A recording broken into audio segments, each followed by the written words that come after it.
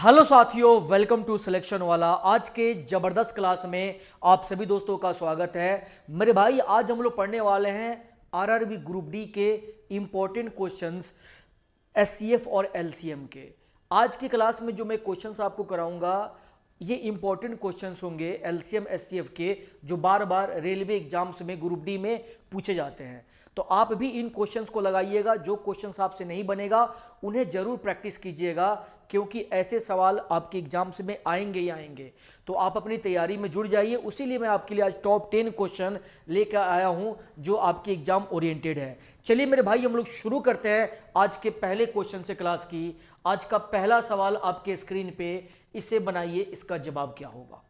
कह रहा है क्वेश्चन में कि वह सबसे बड़ी संख्या ज्ञात कीजिए जिसे 155, 260, 315 को विभाजित करने पर क्रमशः 5, 10 और 15 शेषफल बचेंगे। क्रमशः इतने शेषफल बचेंगे, ये हमसे पूछा जा रहा है। तो मेरे भाई, आप इस क्वेश्चन का जवाब कैसे दीजिएगा। वह सबसे बड़ी संख्या बताइए जो इनको विभाजित करने पर शेषफल इतना बचेगा। तो सबसे पहले मेरे भाई हम क्या करेंगे, अब इसको डिवाइड करने पे 5 शेषफल आना चाहिए। तो इसमें से हम 5 को माइनस करेंगे। 5 को माइनस कीजिएगा 150 आएगा। इस संख्या को डिवाइड करने पे 10 शेषफल आना चाहिए। इसमें से 10 को माइनस करेंगे 250 आएगा। इसमें से 15 माइनस करेंगे तो हमें क्या मिलेगा मेरे भाई, 300 मिलेगा। अब ये तीनों संख्या जो हमें मिली, इन तीनों संख्या का मेरे भाई हम क्या करेंगे, एचसीएफ निकालेंगे। तो इन तीनों संख्या का एचसीएफ क्या होगा। तो देखिए, अगर आपको थोड़ा सा आइडिया है तो ऑप्शन देखते ही आप बोलेंगे कि सर ऐसा ऑप्शन में नंबर जो बड़ा से बड़ा हो, जो तीनों को डिवाइड करता हो, जो तीनों को। तो आप बोलेंगे सर सबसे बड़ी संख्या यहाँ पे क्या है, 75 है। 75 इसको डिवाइड कर देगी, इसको भी डिवाइड कर देगी, बट इसको डिवाइड नहीं कर पाएगी, ये पॉसिबल नहीं है। इसके बाद बड़ी संख्या कौन है, आप बोलेंगे 50 है। तो 50 से ये भी कटेगा, 50 से ये भी कटेगा, 50 से ये भी कटेगा, यानी 50 हमारा क्या होगा, एचसीएफ होगा। इन तीनों का एचसीएफ क्या होगा, 50 होगा। ये ऑप्शन में जो सबसे बड़ी संख्या होगी, वैसी बड़ी संख्या जो इनको डिवाइड कर दे वही एचसीएफ होगा। तो हमने देखा सबसे बड़ी 75 है, 75 तीनों को डिवाइड नहीं कर रही है। उसके बाद में कौन है, 50, 50 इन तीनों को डिवाइड कर दे रही है, यानी यही बड़ी से बड़ी संख्या होगी। यही आपके सवाल का सही जवाब होगा। एक तरीका तो ये हुआ, बट अगर एचसीएफ निकालने में आपको ऐसे समझ में नहीं आ रहा है तो आप इसका एचसीएफ निकाल भी सकते हैं। देखिए कैसे, अगर आपको इसका एचसीएफ निकालना है तो आप किसी दो संख्या के बीच का डिफरेंस निकालिए। किसी भी दो संख्या के बीच का डिफरेंस निकालिए। तो आप बोलेंगे सर किसी भी दो संख्या के बीच का डिफरेंस निकालेंगे तो इन दोनों के बीच का डिफरेंस क्या है, तो आप बोलेंगे सर डिफरेंस 100 है। तो अब देखिए क्या 100 से ये दोनों संख्या डिवाइड हो रही है, तीनों संख्या डिवाइड हो रही है। तो बोलेंगे 100 से तीनों डिवाइड नहीं हो रही है। अभी 100 को थोड़ा ब्रेक कीजिए। अब इसको 2 × 50 लिख सकते हैं, 2 × 50। तो इन दोनों में बड़ी संख्या क्या है, 50। तो 50 से भी संख्या डिवाइड हो रही है। इसका एक और तरीका आपके पास ये है जो मैं आपको बता दूं, बेसिक तरीका, जैसे कि 150 और 250। देखिए बेसिक तरीका आप लगाएंगे तो आपको समय लगेगा, बेसिक तरीका से आपको समय लगेगा। ऐसी संख्या जो तीनों को डिवाइड करे, तीनों को। तो आप बोलेंगे 2 है सर, 2 से ये 75 बार में जाएगा, यह 12 125 बार में जाएगा और ये 150 बार में जाएगा। फिर आप बोलेंगे ऐसी संख्या जो तीनों को डिवाइड करे, तो बोलेंगे सर 2 तो है नहीं, अब इसके बाद 5 होगा। 5 से करेंगे तो 5 से करेंगे 15 × 5 = 75 हो जाएगा, 5 × 2 = 10, 50 × 25, 5 × 3 = 15। फिर मेरे भाई हम यहाँ पे डिवाइड करेंगे इसको। ऐसी संख्या जो तीनों को डिवाइड कर दे वो भी क्या होगी, 5 होगी। 5 से 3 बार में, 5 से 5 बार में, 5 से 6 बार में।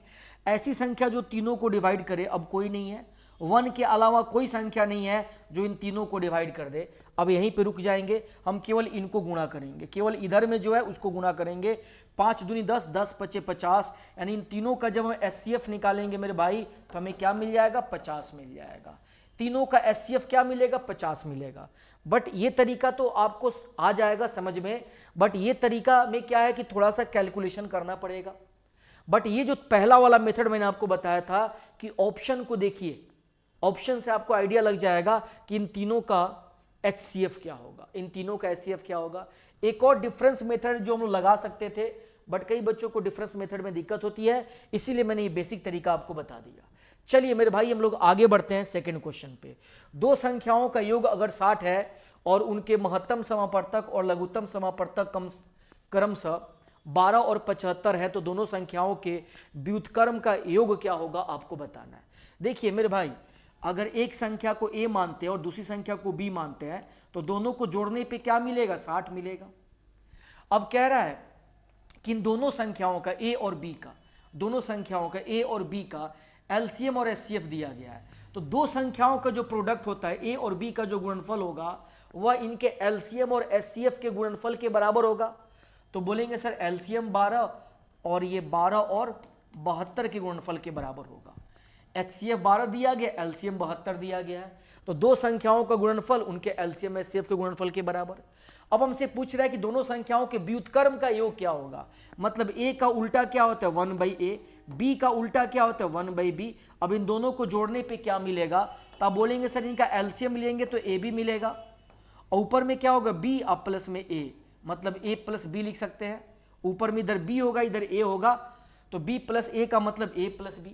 अब a प्लस बी आपको पता है कि सर पहले से हमें पता है कि a प्लस बी का मान कितना है 60 है, और ए बी का मान a इंटू बी का मान हमने कितना निकाला, तो आप बोलेंगे सर 12 इंटू 72, 12 इंटू में 72। अब ये 12 से करेंगे 12 × 5 = 60, यानी 5/72 आपके सवाल का जवाब होगा 5/72। चलिए अगले क्वेश्चन पे आते हैं, इसका जवाब दीजिए। दो धनात्मक संख्याओं का अनुपात दिया गया है, उनका लघुत्तम समापवर्तक भी दिया गया है, तो छोटी संख्या क्या होगी आपको बताना है। देखिए जब दो संख्याओं का अनुपात दिया होता है तो मान लेते हैं कि दोनों संख्याओं का जो एचसीएफ होगा वह एचसीएफ एक्स होगा। दो संख्याओं के एलसीएम तो हमें पता है कि सर एलसीएम दिया गया 231, एचसीएफ नहीं पता है, एचसीएफ हमने एक्स मान लिया। तो पहली संख्या क्या हो जाएगी मेरे भाई, तो आप इसको गुणा करेंगे, पहली संख्या 3x और दूसरी संख्या x में 7 से गुणा करेंगे 7x। अब इन दोनों संख्याओं का जब आप एलसीएम निकालिएगा, एलसीएम, तो एलसीएम क्या आएगा मेरे भाई, तो दोनों में x कॉमन होगा और ये 7 और 3 में गुणा करेंगे, 7 × 3 = 21, ये एलसीएम आ गया। अब इस एलसीएम को एलसीएम के बराबर कर दें, यानी 231 के बराबर कर दें, तो यहाँ से x की वैल्यू क्या आ जाएगी मेरे भाई, 21 से कटेगा एक बार में और एक बार में, यानी 11 आएगा, x का मान 11 आ गया।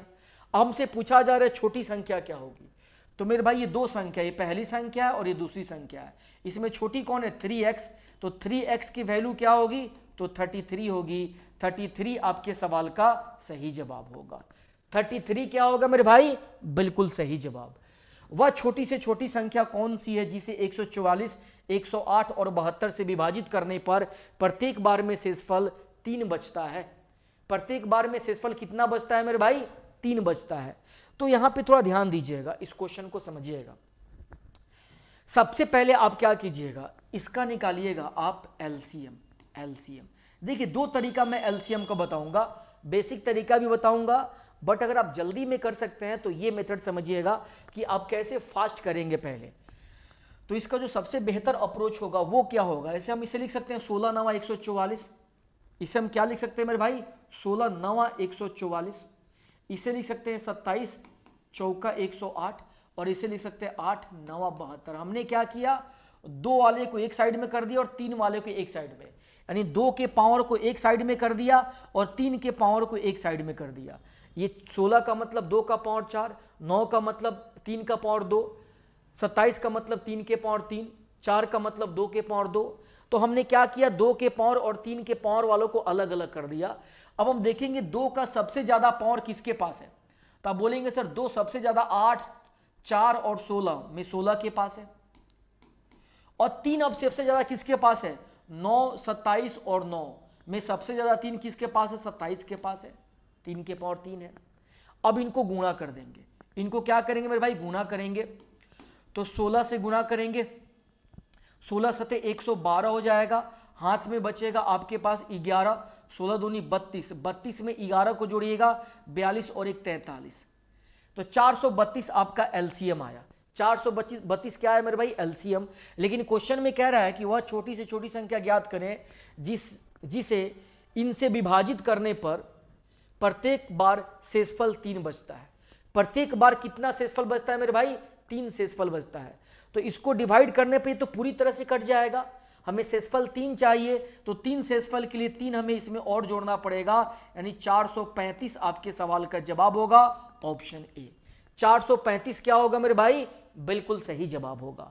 अगले क्वेश्चन पे आते हैं, इसका जवाब क्या होगा ये बताइए।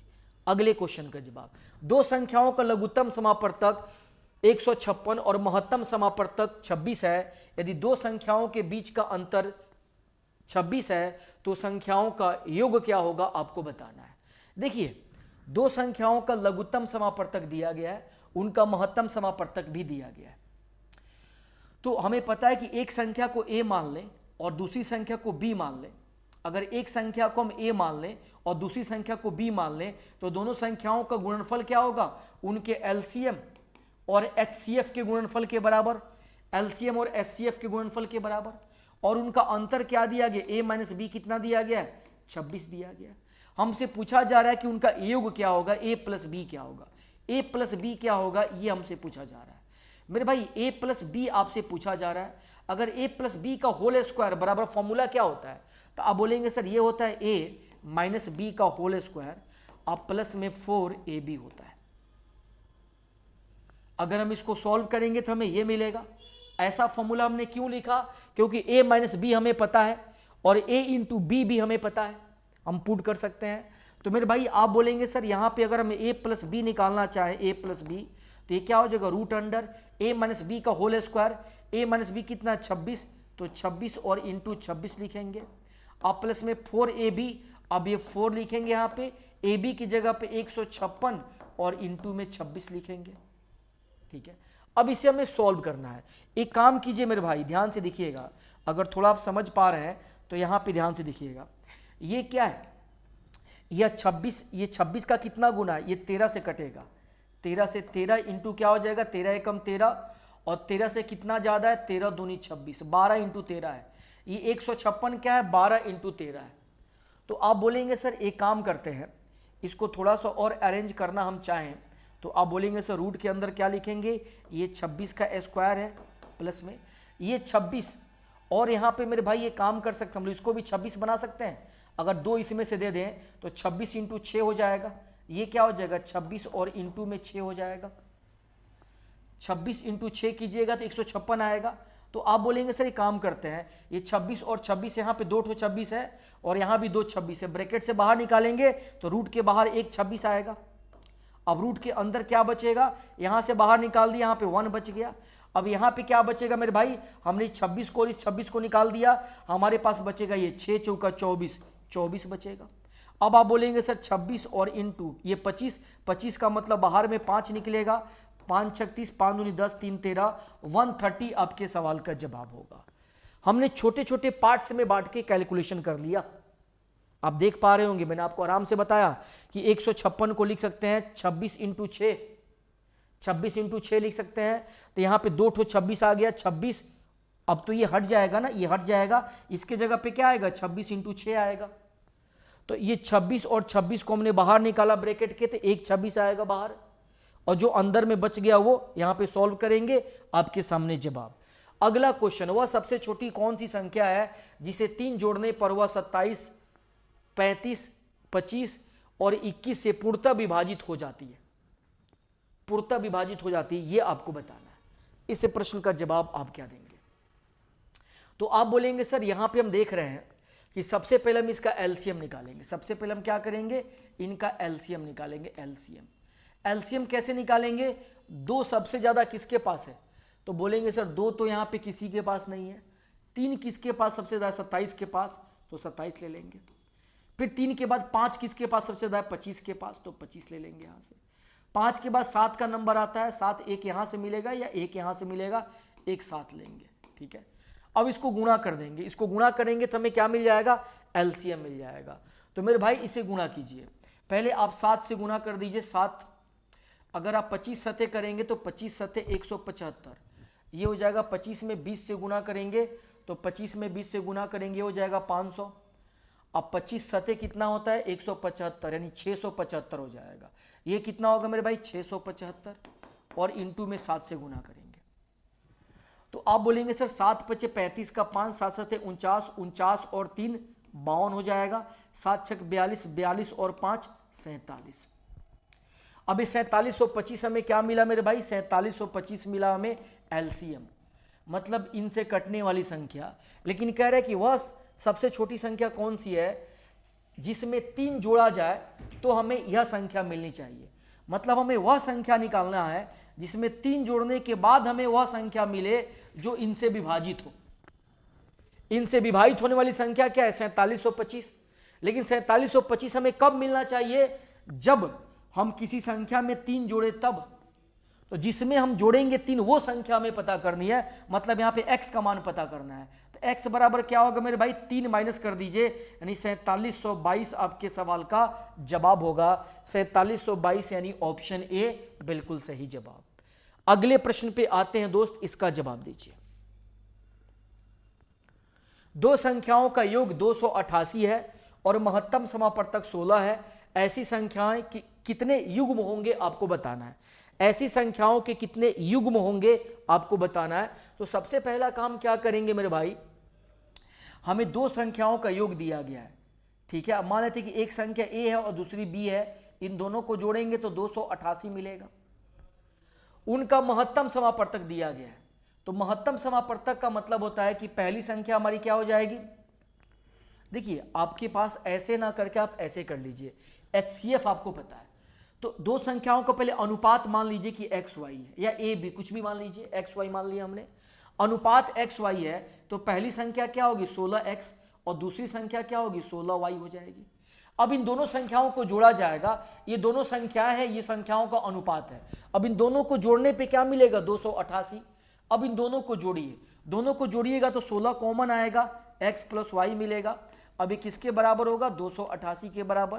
तो x + y की वैल्यू क्या होगी मेरे भाई, ये कैंसिल करेंगे, एक बार में जाएगा 16 से और 16 से एक बार में जाएगा, फिर आपके पास बचेगा तो 16 से फिर ये 8 बार में जाएगा। तो x + y बराबर कितना हो गया 18 हो गया। x + y का मान 18 आ गया, तो यहां से हम डिसाइड करेंगे कितने पेयर पॉसिबल होंगे। तो हमें x y का ऐसा मान लेना है कि जोड़ने पे 18 मिले, लेकिन x और y को प्राइम नंबर होना चाहिए, मतलब x और y का जो HCF है वह 1 आना चाहिए। तो अगर हम x को 1 ले लेते हैं तो y को हम 17 लेंगे, 17 और 1 को जोड़ेंगे 18 और इन दोनों का HCF निकालेंगे तो 1 आएगा, बिल्कुल सही है। अगर आप मान लीजिए कि 2 लेते हैं और 2 लेंगे तो यहाँ पे 16 लेना पड़ेगा, ये पॉसिबल पेयर नहीं है क्योंकि इनका HCF 1 नहीं आएगा, 1 के अलावा ये 2 से कटेंगे, तो ये पॉसिबल पेयर नहीं होगा। अब उसके बाद हम 3 लेंगे, उसके बाद हम क्या लेंगे मेरे भाई 3 लेंगे, 3 अगर 3 लीजिएगा तो 15 होगा, वो भी पॉसिबल नहीं है। 3 और 15 भी पॉसिबल नहीं है क्योंकि 3 और 15 1 के अलावा 3 से कटेगा। अब 4 लीजिएगा, 4 और 14 ये भी पॉसिबल नहीं है। फिर 5 लीजिएगा, 5 और यहाँ पे 13, 5 और 13 ये पॉसिबल हो जाएगा, 5 और 13। फिर 5 के बाद 6 और 12 पॉसिबल नहीं है, 7 और 9, 7 और 9 लेंगे आप, 7 और हम यहाँ पे क्या लेंगे 11 लेंगे, 7 और 11 ये पॉसिबल है, 7 और 11 पॉसिबल है। उसके बाद 8 और 10 ये भी पॉसिबल नहीं है। फिर उसके बाद 9 और 9 ये भी पॉसिबल नहीं है। फिर उसके बाद 8, 9 9 के बाद 8 लेंगे, 8 और 10 लेंगे, फिर रिवर्स होगा। फिर क्या होगा रिवर्स होगा, यानी अब इसके आगे बढ़ने की जरूरत नहीं है, यही 3 पेयर पॉसिबल है, यानी ऑप्शन ए आपके सवाल का जवाब होगा। ऑप्शन ए क्या होगा मेरे भाई आपके सवाल का जवाब। 24 आम के पेड़, 56 सेब के पेड़ और 72 संतरे के पेड़ पंक्तियों में इस प्रकार लगाए जाना चाहिए कि ताकि प्रत्येक पंक्ति में केवल एक ही प्रकार के पेड़ समान संख्या में हो, तो उन पंक्तियों की न्यूनतम संख्या क्या होगी आपको बताना है। मेरे भाई हमारे पास 3 तरह के पेड़ हैं, हमारे पास क्या है 3 तरह के पेड़ हैं। अब इन तीनों तरह के पेड़ को हमें क्या करना है, एक लाइन में, एक कतार में इसको अरेंज करना है, ठीक है। और कंडीशन दिया गया है कि प्रत्येक पंक्ति में केवल एक ही प्रकार के पेड़ समान संख्या में होंगे। मतलब कह लीजिए कि पंक्ति की संख्या में जो प्रत्येक पंक्ति में पेड़ों की संख्या क्या होगी समान होगी, प्रत्येक पंक्ति में पेड़ों की संख्या समान होगी, पहला कंडीशन। दूसरा कंडीशन कि एक पंक्ति में एक ही तरह के फल होंगे, अगर आम है तो आम ही रहेगा। तो सबसे पहले हम क्या करते हैं, ऐसा नंबर लेते हैं जो इन तीनों को डिवाइड कर सके। इन तीनों को डिवाइड करने वाला नंबर इनका HCF होता है। इनका एचसीएफ क्या आएगा मेरे भाई, तो आप बोलेंगे सर इनका एचसीएफ हो जाएगा, तो यहां पे ये 8 से कटेंगे, 8 3 24, 8 7 56, 8 9 72, एचसीएफ 8 हो जाएगा। यानी 8 हो गया, मतलब एक पंक्ति में 8 पौधे को आप लगा सकते हैं, 8 पेड़ को आप लगा सकते हैं। हर पंक्ति में कितने लगेंगे, 8। अगर आपसे पूछता कि हर पंक्ति में कितने पेड़ लगाए जाएंगे तो 8, लेकिन पंक्तियों की संख्या आपसे पूछी गई है। तो मेरे भाई 24 आम है, 24 आम के लिए कितनी पंक्ति चाहिए, एक पंक्ति में अगर 8 पौधे लगेंगे तो 24 आम के लिए, तो 24 में 8 से डिवाइड करेंगे, 8 3 24, 3 पंक्ति की संख्या होगी आम लगाने के लिए। सेब लगाने के लिए कितनी पंक्ति की आवश्यकता, तो 8 7 56, 7 पंक्ति की आवश्यकता। 72 संतरे लगाने के लिए तो 7 8 7 8 9 72, 9 पंक्ति की आवश्यकता। तो 7 3 10 और 9 19, 19 आपके सवाल का सही जवाब होगा। 19 क्या होगा मेरे भाई, आपके सवाल का सही जवाब होगा। क्या आप सभी को बिल्कुल क्लियर है? अगले क्वेश्चन पे आते हैं। 400 और 500 के बीच की उन संख्याओं का योग ज्ञात कीजिए जिन्हें 8 12 16 से विभाजित करने पर प्रत्येक स्थिति में 5 शेषफल मिलता हो। सबसे पहले ऐसे क्वेश्चन हम क्या करते हैं, जो संख्या दी गई है इसका एलसीएम निकालते हैं। इसका एलसीएम निकालिएगा मेरे भाई, तो 16 3 48, 48 आएगा, 48 आएगा। इसका एलसीएम क्या आएगा, 48 आएगा। अब देखिए कि कई बच्चों को एलसीएम निकालने में दिक्कत हुई होगी। मैं आपको बेसिक क्लास शुरू करने वाला हूं ग्रुप डी का, मतलब आज रात से ही शुरू करूंगा या कल से शुरू करूंगा ग्रुप डी क्लास, जिसमें मैं आपको बिल्कुल बेसिक से ग्रुप डी की क्लास कराऊंगा, जहां पे एलसीएम निकालने का जो फास्ट तरीका क्या हो सकता है, बेसिक तरीका क्या हो सकता है। बेसिक तरीका तो पता होगा बच्चों को, बट ये जो फटाफट हमने एलसीएम निकाल दिया ये कई बच्चों को नहीं पता होता है। तो एलसीएम में बच्चों को समय लगता है और पेपर में यही समय अगर आप देंगे एलसीएम निकालने में तो सवाल बनाने में और भी ज़्यादा समय लगेगा। तो आपको मैं क्लास स्टार्ट करने वाला हूं ग्रुप डी का। आप कमेंट करके भी बताइएगा कि आप लोग ग्रुप डी की क्लास बिल्कुल कंटिन्यू लेना चाहते हैं, बिल्कुल चैप्टर वाइज, तो मुझे ऑफलाइन कमेंट करके भी वीडियो में जरूर बताइएगा। तभी मैं आपके लिए बिल्कुल बेसिक से जीरो से शुरू करूंगा, नहीं तो मैं प्रैक्टिस के तौर पे शुरू करूंगा, क्योंकि कई सारे बच्चे अपना सिलेबस पढ़ चुके होते हैं तो उन्हें प्रैक्टिस चाहिए होता है। अगर आप में से कई बच्चे हैं जो नहीं बिल्कुल बेसिक से पढ़ना चाहते हैं कि सर हमें बेसिक से तैयारी करा दीजिए, क्योंकि ग्रुप डी में अभी 4-5 महीने का समय है, तो आपका एक बेसिक भी कंप्लीट हो जाएगा और प्रैक्टिस भी हो जाएगा। तो आप में से ऐसे बच्चे होंगे जो बेसिक से पढ़ना चाहते होंगे, जरूर कमेंट कीजिएगा। मैं रात को 9 बजे आपकी क्लास शुरू करूंगा, चाहे प्रैक्टिस हो या चाहे आपकी बेसिक से हो, रात 9 बजे हम लोग शुरू करेंगे। और कोशिश रहेगी मेरी कि आज ही रात 9 बजे हम शुरू कर दें। तो एक बार ऑफलाइन कमेंट करके आप जरूर बताइएगा आज से ही अगर आप लोग पढ़ना चाह रहे हैं तो। देखिए ये आपको एलसीएम आपने निकाला, अब इसके बीच की उन संख्याओं का योग निकालना है जो इनसे कटती है। इनसे कटने का मतलब 48 से कटती है। अब 48 से कटने वाली संख्या इनके बीच में कौन होगी, तो बोलेंगे सर इसके बीच में हमें आना है, तो 48 में हमें किससे गुना करना होगा कि इसके बीच में पहुंच जाएंगे। तो दो तरीका हमारे पास है कि हम 48 में 10 से गुना कर दें तो हमें पता चल गया कि इसके बीच में आ गए। तो अगर हम 48 में मेरे भाई 9 से भी गुना करेंगे तो भी इसके बीच में ही रहेंगे। हम जैसे 9 से पहले आएंगे तो इसके बीच में नहीं आएंगे, हम 10 के बाद जाएंगे तो भी इसके बीच में नहीं जाएंगे। तो हमें क्या करना पड़ेगा, 48 में 10 से गुना करना पड़ेगा, यानी हमें मिल गया 480, और यहाँ पे मिल जाएगा 9 से गुना कीजिएगा, 9 8 72 का 2, और यहाँ पे 9 चौका 36, और 36 में ऐड करेंगे हम लोग 7 को, 40 और 3 43 हो जाएगा, 40 9 8 72, 72, हाँ यहाँ पे क्या आ जाएगा मेरे भाई 432 आ जाएगा।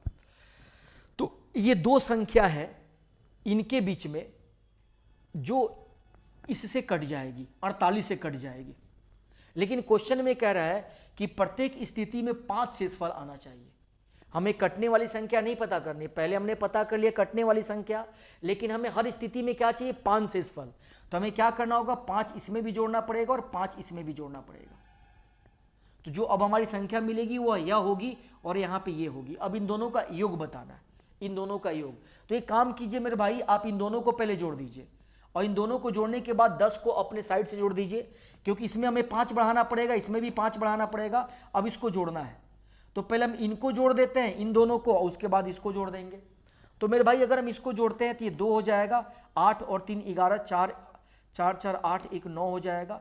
अब इसमें 5 5 10 को जोड़ देंगे, 10 को जोड़ेंगे तो क्या होगा 22 हो जाएगा, 22। यानी इन दोनों को जोड़िएगा तो 922 आपके सवाल का जवाब होगा, ऑप्शन बी। 922 क्या होगा आपके सवाल का जवाब। इंपॉर्टेंट सवाल है। पहले हमने पता किया ये कि इनके बीच में कौन संख्या जो इससे डिवाइड होगी, तो डिवाइड होने वाली संख्या पता कर लिया, लेकिन हमें शेषफल 5 चाहिए, तो इसमें भी 5 बढ़ाएंगे, इसमें भी 5 बढ़ाएंगे। तो अब इन दोनों संख्या को जोड़ेंगे तो क्या मिलेगा, 922 मिलेगा। अगले प्रश्न पे आते हैं मेरे भाई, इसका जवाब दीजिए। दिया गया कि ये दो संख्याएं हैं, इनका महत्तम समापवर्तक 48 और इन दो संख्याओं का लघुत्तम समापवर्तक किसके बराबर होगा। आपको एक फॉर्मूला पता है कि अगर दो संख्या आपको हो ए और बी, इन दोनों का प्रोडक्ट इनके एलसीएम और एचसीएफ के प्रोडक्ट के बराबर होता है। तो पहली संख्या को 48 मान लें तो दूसरी संख्या क्या होगी मेरे भाई, 144। अब इनका एचसीएफ कितना दिया गया, 48। इनका एचसीएफ कितना दिया गया मेरे भाई, तो अब बोलेंगे सर एचसीएफ दिया गया 48, तो यहाँ पे 48 लिख दीजिए। अब एलसीएम निकल जाएगा, 48 से मेरे भाई आप कैंसिल करेंगे 48 को, तो एलसीएम क्या आएगा मेरे भाई, 144 आएगा। ये बात समझ में आ रही है। एलसीएम क्या आएगा मेरे भाई, 144। क्या आप सभी बच्चों को बिल्कुल क्लियर है? एक बार कमेंट करके बताइए, एक बार जल्दी से कमेंट करके बताएंगे। तो यहाँ पे डायरेक्ट फॉर्मूला से आपको क्वेश्चन को बनाना था और आपके सामने ये 10 क्वेश्चन मैंने कराए। अब इन 10 क्वेश्चन को जाके घर पे रिवाइज कीजिएगा, प्रैक्टिस कीजिएगा और देखिएगा कौन सा सवाल है जो आपसे नहीं बन पा रहा है, क्योंकि ये क्लास उन बच्चों के लिए था जो थोड़ा बहुत पहले से पढ़ चुके हैं। अब जो बच्चे बिल्कुल बेसिक से पढ़ना चाहते हैं या प्रैक्टिस करना चाहते हैं तो मुझे बताइएगा कमेंट करके, तो मैं रात को 9 बजे वाली क्लास जो है आपके लिए डेली शुरू करूंगा ग्रुप डी के लिए। ठीक है, तो चलिए बच्चे हम लोग फिर मिलते हैं नेक्स्ट क्लास में, तब तक के लिए जय हिंद।